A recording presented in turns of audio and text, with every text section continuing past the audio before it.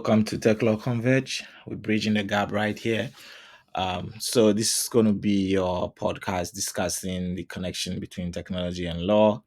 We're bringing you these sessions once a month, and we discuss all sorts of convergence, cybersecurity, artificial intelligence, data privacy, anti-money laundering, issues on compliance and the likes. So you got to stay with me. We need to do this together. And yeah, if you have any feedback to give me, I'll be sharing my contacts at the end of the session, and you can always get back to me and give me some sort of feedback that will help put this in proper context. So let's go on. My name is Desmond Israel. I'm a lawyer. I'm a data privacy information security practitioner as well. I'm also engaged in technology policy research and analyst, and also founder of Information Security Architect, a company in Ghana, which is Rapid 7 Gold Partner. For the purpose of legal disclaimer, TechLawConverge, any information provided here is purely for educational content. We do not seek to provide you legal advice. That can be done in the proper context, in the proper forum, if you need it. Thank you so much. So today we would be dealing with a primer, and that is about the data protection in Ghana. So it's a primer that would lead you to the legal foundation for data privacy in Ghana, a summary of the Data Protection Act of Ghana, and then an introduction to the data protection principles of Ghana. So we'd also try and make sure that we break things down in such a way that it's easier to understand and avoid the legalese here and there. Okay, so there you go. So legal foundation, we would look at this from three perspectives. Okay, so first of all, when you talk about data protection in Ghana, right, it actually has a foundation in the 1992 Constitution. Article 18.2 of the 1992 Constitution grants the right to privacy to Ghanaians, i.e., the citizens and the residents that are within the jurisdiction. And so these rights to privacy covers the right to communication, property, and the likes. It is on the basis of these fundamental rights, right, that the Data Protection Act was passed. So in the Data Protection Act, it actually tells you that pursuant to these constitutional rights and Article 18.2, the Data Protection Act is being passed or is hereby brought to, set out the rules and the principles that will govern the collection, the use, and the disclosure of personal data, including how it is held and how it is destroyed, right? So the entire data life cycle of personal data. It's important to also state that when you talk about Data Protection Act of Ghana, it deals specifically with personal data of natural persons, right? So it doesn't cover for artificial persons like a company or anybody corporate registered at law. And that's a bit different from if you go in the context of South Africa, for instance, where the artificial persons are covered under their data protection law. And then at the top of the hierarchy of the legal foundation are judicial decisions. Now, essentially, judicial decisions that I'm presenting you here are decisions that have held the right to privacy in various cases. So the top one is Abna Pukwa, right? Abna Pukwa Aka v. Agric Development Bank. Now, in this case, we have a party who was recorded, and the recording was used against her in a disciplinary hearing by her employer, and then she was fired. She challenged the recording because she said she did not know she was being recorded. She had no consent to it. So the employer could not have relied on the content of the recording to fire her. The matter traveled all the way to the Supreme Court. The Supreme Court said that yes, her right to privacy under Article 18.2 has been violated. Similarly, we have Raphael Kubaji, V. Michael Yeboah Asari, and two others. Another contest in which landed property was an issue, and a party had sought to present evidence in court to justify his case, right? And this evidence he was presenting was a secret recording between himself and the other litigant. And so, that was challenged, went all the way to the Supreme Court. The Supreme Court said that that secret recording, nah, we can't let it fly. It's a violation of the right to privacy, which is enshrined under the 1992 Constitution, and therefore, in that record, that the content of that recording cannot be a subject of evidence for litigation, the purposes of litigation. Quite interesting, if you look at it.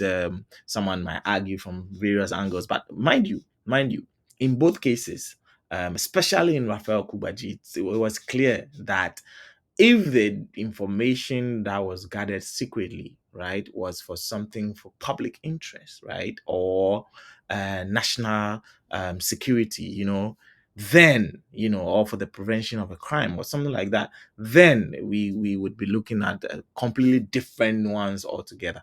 So just have that at the back of your mind. And then my favorite, a case that didn't get to the Supreme Court anyway, but really my favorite, Edmond Ado versus Inspector General of Police and Attorney General. In this context, was pretty simple.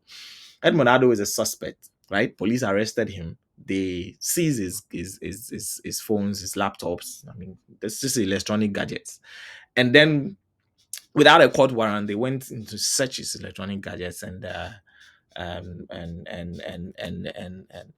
Edmond had to say that no, this is not right, man. You can't do this to me. So he actually went before the Human Rights Court, and he also had judgment. The court was very clear that before the police could search into a digital device of that nature, even though they've seized it, even though he's a suspect, they need a lawful warrant from a court. Now, that tells you the intervention of the judiciary when it comes to the protection of our rights, okay? And that includes the rights of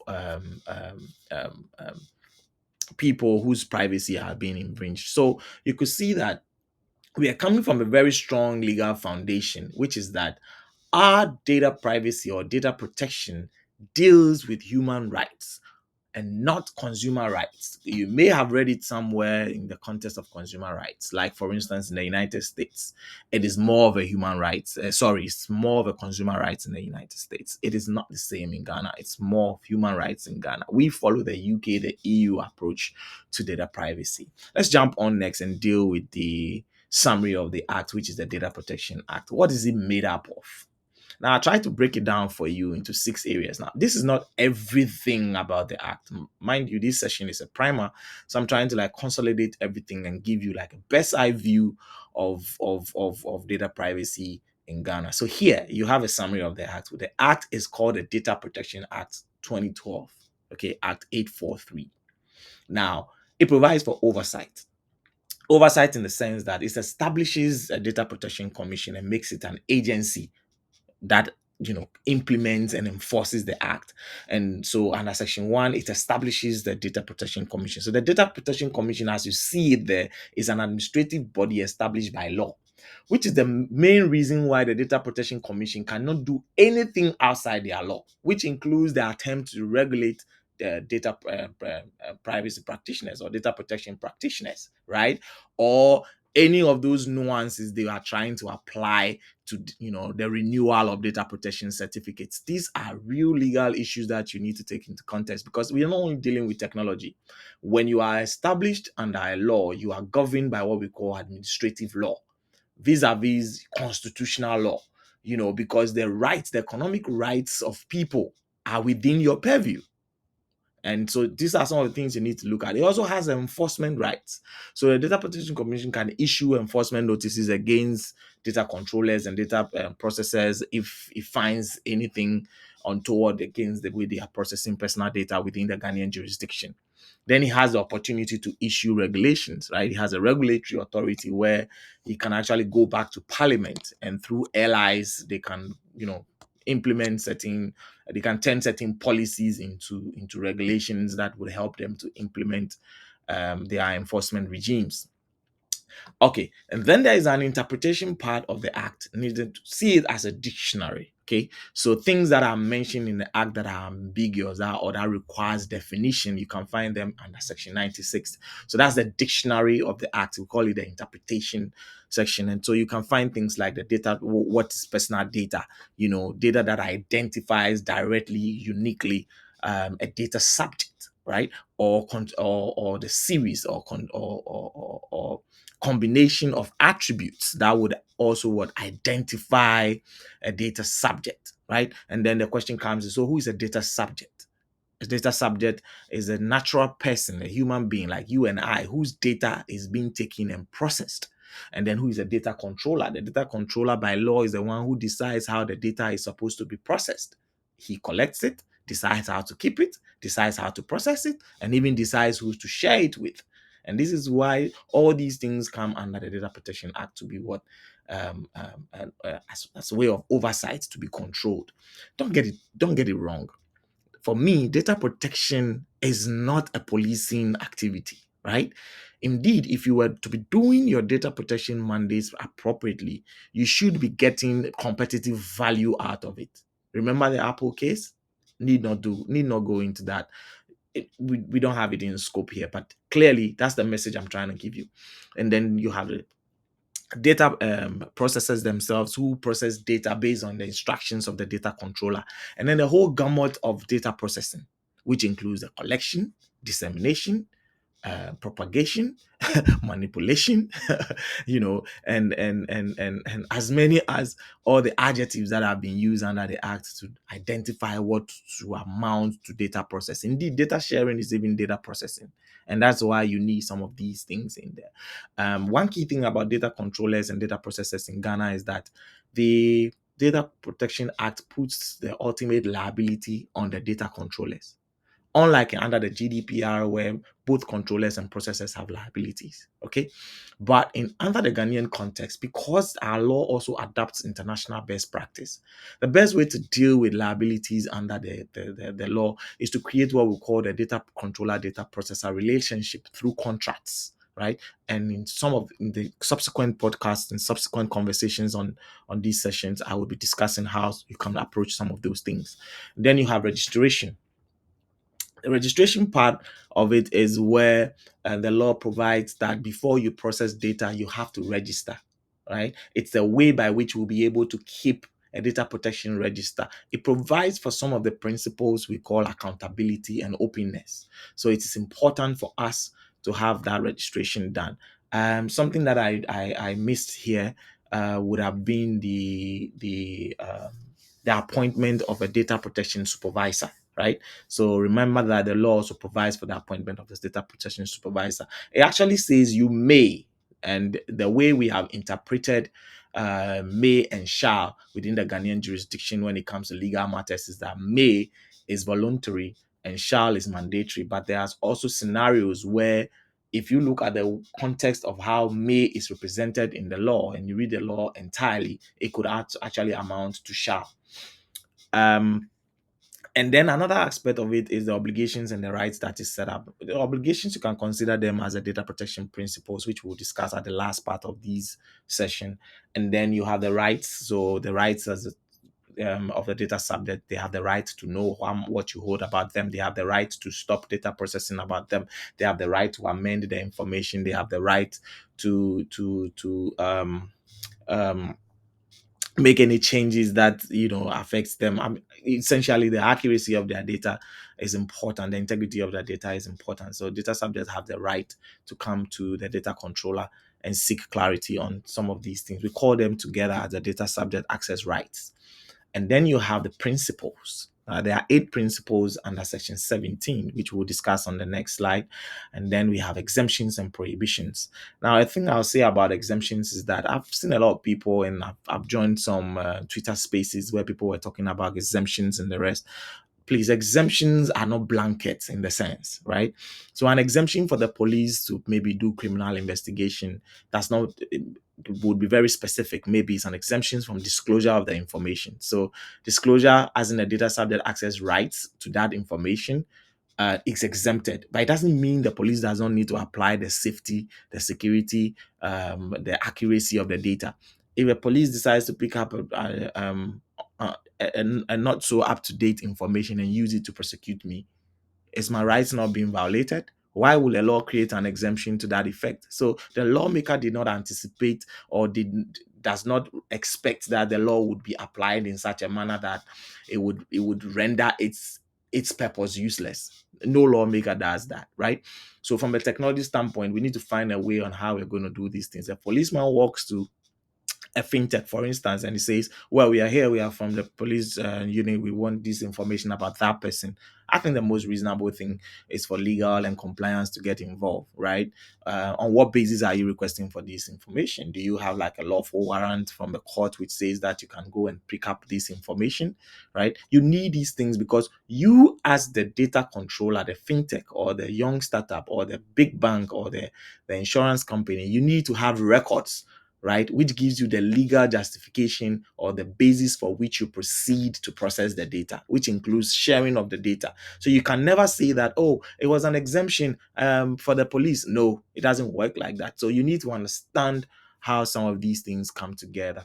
And then, of course, the prohibition, key prohibition I like to share with you, it's to do with the fact that in Ghana or under the Ghanaian law, you cannot sell and you cannot buy data. It's quite different from where data brokerage, data selling, it's legal, like for instance in the United States. So let's look at the final section, which deals with the data protection principles. And there are 8 principles under the Data Protection Act. And these amount to the entire obligations that one needs to adhere to as a data controller or a data processor. The first one is accountability. I see a little bit of error there, but you can pardon me. So accountability involves a minimality of the information. How much is too much? And then the retention. How long do I keep it? And then authorized person. Am I authorized to do this information? It actually connects the fact that it need to have been registered, as in being open about it. And the people who are dealing with the information are people that are agents of the data controller, and they are well trained and things like that. And then you have a lawfulness of processing, which is the second principle and deals with lawful justification for which you stand on to do the data processing that you are engaging. And of course, consent. Now, I think there's another thing I need to clarify here. Consent is not the only grounds on which you can actually process data. Consent is actually an ultimate. It's more stronger that you have the consent of the data subject to do what you're doing. But it is not the only grounds on which you can do that. So other lawful justification could be, for instance, contractual obligation, statutory obligation. You could also be looking at necessity, or what they call the legitimate interest of the party. And then the specification of purpose. This portion deals with you being very clear and precise about what you're collecting the information for, the purpose only, right? And you have to give notice before you collect the information. And this notice can be, you can throw this notice in various ways, whether you are doing telemarketing, whether it's an app, whether it's a website, whether it's a survey, whether it's an interview, whichever way you need to find a way to put it in there. And those are the practical things that we do when you get to areas like privacy engineering. Okay. Then you have compatibility for further processing. Now, when you collect the information for one purpose and you're going to use it for another, it must be compatible with the original purpose of collection. If it is not, what it means is that you have to roll back to principle number 2 to get lawful basis of processing. So, for instance, bank A comes to me and collects information about me for the opening of a bank account, and then they proceed to use that information, give it to their subsidiary, who begins to sell me insurance products through a telemarketing. That is a breach of principle number 4, because the purpose of collection is not compatible with the further use. If they intend to do that, they will need to get permission from me again, or if there is a lawful basis under the bank, the account opening, which forms some sort of base contracts for the relationship, before they can do that. And then there is a quality of information, critical. Remember when we were asked to, connect our SIMs to our Ghana card? So you connected one SIM to one Ghana card, and then later you find out that additional SIMs have been connected to your Ghana card. The data they hold about you concerning the connection of SIMs to your data card lacks integrity, because it is not accurate. That's what the data protection law is talking about. You need to make sure and maintain accuracy. One way of doing that is to open up for data subject access rights, invite their data subjects to come and update their data. And then you have openness. Openness is generally ensuring that we know who is doing what. And that is why you need to go and register. Mind you, I mentioned earlier that if you don't register, you're not able to process data. And of course, you have to use authorized persons to do your work. And then a part where my cybersecurity guys and information security guys are more into is about adequate security controls under principle number 7.